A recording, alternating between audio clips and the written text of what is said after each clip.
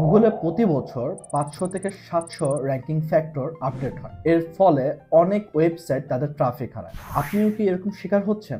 আপনি যদি এরকম শিকার হন, তাহলে তার সলিউশন হচ্ছে আপনার পেজ অথবা ওয়েবসাইট সুন্দরভাবে অডিট করতে হবে। আজকের ভিডিওতে আমরা এমন কিছু তথ্য আপনাদের সাথে শেয়ার করব, যা আপনার ওয়েবসাইটের র্যাঙ্কিং আবার ফিরিয়ে আনতে অথবা ট্রাফিক বৃদ্ধির ক্ষেত্রে অনেকটা হেল্প করবে। অনেকেই ভাবেন H1 ট্যাগ ইউজ করা অথবা ইমেজ আল্টার টেক্সট ইউজ করে সবকিছু, কিন্তু সবকিছু নয়।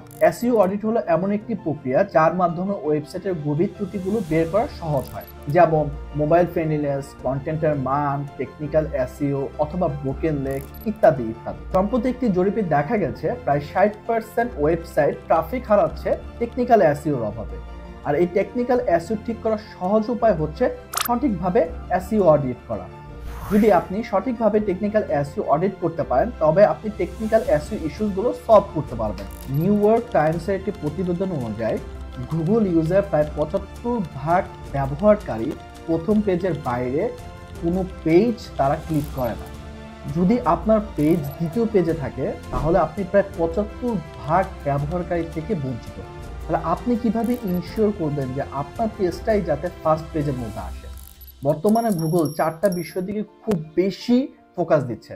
নাম্বার 1 পেজ স্পিড, নাম্বার 2 কন্টেন্টের মান, number 3 mobile friendliness, and number 4 এসইওর যে প্রপার গাইডলাইন আছে তা সঠিকভাবে মেনে চলা। তো সঠিকভাবে এসইও অডিট করার জন্য কিছু টুলসের দরকার হয়। তো বেসিক্যালি অনেক ধরনের টুলস আছে, পেইড টুলস আছে, ফ্রি টুলস আছে। যদি আপনার বিজনেস স্মল বিজনেস হয়, তাহলে আমি আপনাকে সাজেস্ট করব যে একটি ফ্রি টুলস ইউজ করুন। আর বর্তমানে ফ্রি টুলসের জন্য স্ক্রিমিং ফগ বেস্ট। সিম্পলি আপনাকে যেটা কাজ করতে হবে, গুগলে যাবেন, গুগলে গিয়ে লিখবেন স্ক্রিম ফগ দিয়ে সার্চ করার পর গুগলের ফার্স্টে স্ক্রিম ফগের ওয়েবসাইটটি আপনি পেয়ে যাবেন। দেন সেখানে ক্লিক করতে হবে। ক্লিক করার পর আপনি ঠিক ওইখানে একটু নিচে স্ক্রল ডাউন করলেই ফ্রি ভার্সেস পেইড অথবা ডাউনলোড অপশন পাবেন। এটা বলে রাখা ভালো যে এখানে দুইটি অপশন আছে, একটি ফ্রি এবং একটি পেইড। যদি আপনার ওয়েবসাইট স্মল হয় এবং এর পাশাপাশি যদি আপনার ওয়েবসাইটের ইউআরএল 500 ইউআরএল এর নিচে হয়, তাহলে আমার মতে ফ্রি ভার্সনটি আপনার জন্য বেস্ট। কিন্তু যদি 500-র বেশি হয়, তাহলে আপনি চাইলে পেইড ইউজ করতে পারেন। কিন্তু প্রথমত আমি আপনাকে সাজেস্ট করব স্ক্রিম ফ্রগের ফ্রি ভার্সনটি ইউজ। তো সিম্পলি আপনি ডাউনলোডে ক্লিক করবেন এবং ডাউনলোডে ক্লিক করার পর এখানে দুইটা অপশন আসবে। একটা হচ্ছে আপনার ম্যাকের আর একটা হচ্ছে উইন্ডোজের। আপনি আপনার ডিভাইস অনুযায়ী ম্যাক অথবা উইন্ডোজের যে কোনো একটি ক্লিক করতে পারেন। ক্লিক করে ডাউনলোড করবেন। ডাউনলোড করার পর এটি ইনস্টল করবেন। সঠিকভাবে ইনস্টল করার পর আপনি স্ক্রিম ফগটি ওপেন করবেন এবং স্ক্রিম ফগটি ওপেন করার পর আপনার যে ওয়েবসাইট ইউআরএল আছে তা কপি করে পেস্ট করবেন এবং স্টার্ট বাটনে ক্লিক করবেন। স্টার্ট বাটনে ক্লিক করলে আপনার এসইওর যত ইস্যুস আছে সকল ইস্যুসগুলো আপনি ওখানে পেয়ে যাবেন। ওই ইস্যুসগুলো আপনার একটা একটা করে ধরে এগুলো হচ্ছে ঠিক করতে হবে। এরপর স্ক্রিম ফগের পর সবচেয়ে যেটা নাকি মেইন ইম্পর্ট্যান্ট, যে আপনার ওয়েবসাইটের পেজ কতটুকু গতি তা বের করা। এর জন্য গুগল অথরাইজ একটি সাইট আছে, পেজ স্পিড ইনসাইট। সিম্পলি আপনি গুগলে যাবেন এবং পেজ স্পিড ইনসাইট দিয়ে সার্চ করবেন। পেজ স্পিড ইনসাইট দিয়ে সার্চ করার পর প্রথম যেই লিঙ্কটি আছে সেটি ক্লিক করবেন। ক্লিক করার পর আপনার যে ওয়েবসাইট আছে তা কপি করে পেস্ট করবেন অ্যান্ড অ্যানালাইজ বাটনে ক্লিক করবেন। কিছুক্ষণ অপেক্ষা করার মাধ্যমে আপনার যে ওয়েবসাইটে স্পিড আছে তা বের হয়ে যাবে। পেজ স্পিড ইনসাইডের মাধ্যমে আপনি কয়েকটি রেজাল্ট পাবেন। আপনার পেজটি মোবাইলে কেমন স্পিড তাও আপনি বের করতে পারবেন। আপনার পেজটি ডেস্কটপে কিরকম স্পিড সেটাও আপনি চাইলে বের করতে পারবেন পেজ স্পিড ইনসাইটের মাধ্যমে। এর পাশাপাশি কোর ওয়েব ভাইটালসে আপনার পয়েন্ট করতো সেটাও আপনি চাইলে পেজ স্পিড ইনসাইটের মাধ্যমে জানতে পারবেন। আপনার ওয়েবসাইটটি কেন স্লো অথবা কোন বিষয়টা কারণে স্লো তাও পেজ স্পিড ইনসাইটই দেখিয়ে দেয়। তো আপনি চাইলে সেখান থেকে আপনার প্রবলেমগুলো ফাইন্ড আউট করে আপনার পেজ স্পিড ইনসাইটটা বাড়াতে পারেন। বেসিক্যালি পেজ স্পিড ইনসাইট 3 ভাগে ভাগ করা হয়। 1 থেকে 49, 2 50 থেকে 89 অ্যান্ড 3 90 থেকে 100। যদি আপনার পেজ 1 থেকে 49 হয়, তাহলে আপনার পেজ স্পিড খুবই বাজে। যত দ্রুত সম্ভব আপনি আপনার পেজ স্পিডটি বৃদ্ধি করেন। নাম্বার 2, যদি আপনার পেজ স্পিড 50 থেকে 89 হয়, তার মানে আপনার পেজ স্পিড গুড লেভেলে আছে, বাট তা ইমপ্রুভমেন্ট করতে হবে।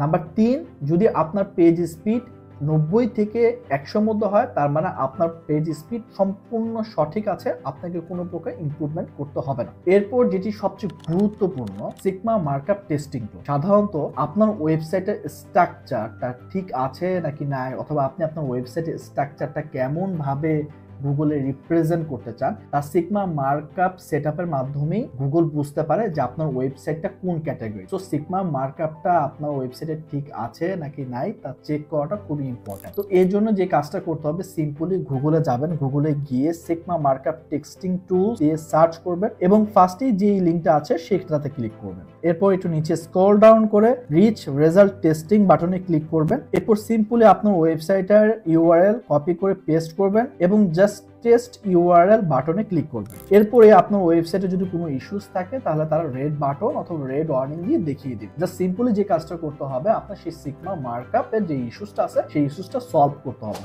লাস্ট যেটা নাকি সবচেয়ে বেশি ইম্পর্টেন্ট, সেটা হচ্ছে আপনার কন্টেন্টটা কি কপি নাকি কপি না, আপনার কন্টেন্টে কোনো প্লাগারিজম আছে নাকি না, তা সবচেয়ে বেশি ইম্পর্টেন্ট। যদি আপনার ওয়েবসাইটটি অথবা আপনার কন্টেন্টটি গুগলে র্যাঙ্কিং করতে চান, গুড কন্টেন্ট এবং নন কপিরাইট কন্টেন্ট অবশ্যই থাকতে হবে। অবশ্যই আপনাকে চেক করতে হবে যে আপনার যে কন্টেন্টটি আছে সেটি কি প্লাগারিজম নাকি প্লাগারিজম না। তো সিম্পলি এটার জন্য আপনার গুগলে যেতে হবে এবং এটির জন্য কপি এস্কেপ দিয়ে সার্চ করতে হবে। কপি এস্কেপ দিয়ে সার্চ করলে আপনি একটি লিঙ্ক দেখতে পাবেন এবং ফার্স্ট সেই লিঙ্কটিতে ক্লিক করবেন। লিঙ্কটিতে ক্লিক করে সিম্পলি এখানেও আপনার ওয়েবসাইটে যে ইউআরএলটি আছে ইউআরএলটি কপি করে পেস্ট করে দিবেন এবং কপি করে পেস্ট করে দিলেই আপনার ওয়েবসাইটে কোন কোন বিষয় কপিট আছে এবং কোথা থেকে কপিট আছে তা দেখিয়ে দেয়। সিম্পলি আপনি ওইগুলো নোট ডাউন করেন এবং ওইগুলো ঠিক করুন। বাস এই সকল বিষয় যদি আপনি খেয়াল করেন অথবা এই সকল বিষয় যদি আপনি ঠিক করেন, খুব সহজেই আপনার ওয়েবসাইট র্যাঙ্কিংয়ে এসে পড়বে এবং আপনার ওয়েবসাইট থেকে অর্গানিক ট্রাফিক পেতে থাকবেন। তো আজকে এখানেই শেষ। যদি আপনি আমার ভিডিওটি লাইক করে থাকেন, অবশ্যই লাইক, কমেন্টস এবং সাবস্ক্রাইব করতে ভুলবেন না। এবং আপনি যদি আপনার বিজনেসের ডিজিটাল মার্কেটিংয়ে ডেভেলপ করতে চান, তো অবশ্যই আমার চ্যানেলটি শেয়ার করবেন এবং সাবস্ক্রাইব করবেন, কারণ আমি আমার চ্যানেলে দেখাবো যে কিভাবে আপনি আপনার বিজনেসকে ডেভেলপ করতে পারেন ডিজিটাল মার্কেটিংয়ে। ধন্যবাদ।